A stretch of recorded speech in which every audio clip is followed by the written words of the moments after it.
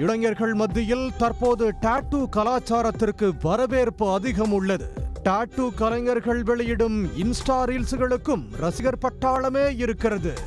அப்படிப்பட்ட ஒரு டாட்டூ கலைஞர் தான் பியூஷ் குமார். தன்னிடம் வரும் நபர்களுக்கு டாட்டூ வரைவதுடன் அதனை வீடியோவாக எடுத்து தனது இன்ஸ்டா பக்கத்தில் வெளியிடுவதுதான் இவரின் பழக்கம். இமாச்சல் பிரதேச மாநிலத்தில் கல்லூரி படிப்பை முடித்த பியூஷ் குமார் அங்கேயே டாட்டூ கலையையும் கற்றுக்கொண்டார். படிப்பு முடிந்து பீகார் திரும்பிய அவர் வாடிக்கையாளர்களுக்கு டாட்டூ போடும் வேலையை செய்து வந்துள்ளார். இந்த நிலையில் கடந்த 19ஆம் தேதி பியூஷ் குமார் அங்குள்ள கால்வாய் ஒன்றின் அருகே சடலமாக கண்டெடுக்கப்பட்டார். பாதி எரிந்த நிலையில் அவரது உடல் மீட்கப்பட்டது.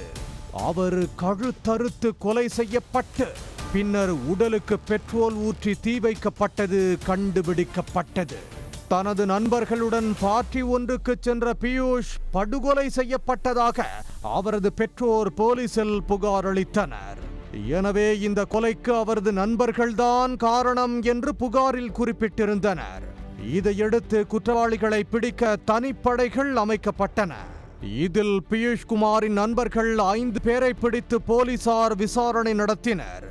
இந்த விசாரணையில் மொத்த உண்மையும் அம்பலமானது. சம்பவம் நடந்த நாளன்று அவர்கள் விடுதி அறையில் பார்ட்டிக்கு சென்றுள்ளனர். அப்போது மது குடித்த போது பியூஷ் குமாருக்கும் அவரது நண்பர்களுக்கும் இடையே வாக்குவாதம் ஏற்பட்டுள்ளது. இந்த வாக்குவாதம் கைகலப்பாக மாறிய நிலையில் நண்பர்கள் 5 பேரும் சேர்ந்து பியூஷை கழுத்தை அறுத்து கொலை செய்துள்ளனர். பின்னர் அடையாளங்களை மறைக்க வாய்க்கால் அருகே எடுத்துச் சென்று உடலை பெட்ரோல் ஊற்றி எரித்துள்ளனர். உடல் பாதி எரிந்த நிலையில் அவர்கள் அங்கிருந்து தப்பிச் சென்றது போலீஸ் விசாரணையில் தெரிய வந்துள்ளது. இதையடுத்து அவர்கள் 5 பேரும் கைது செய்யப்பட்டனர். இந்த கொலையில் மேலும் சிலருக்கு தொடர்பு இருப்பதும் போலீசார் விசாரணையில் கண்டுபிடிக்கப்பட்டுள்ளது. இதனால் அவர்களை தேடும் பணியில் போலீசார் தீவிரமாக ஈடுபட்டுள்ளனர்.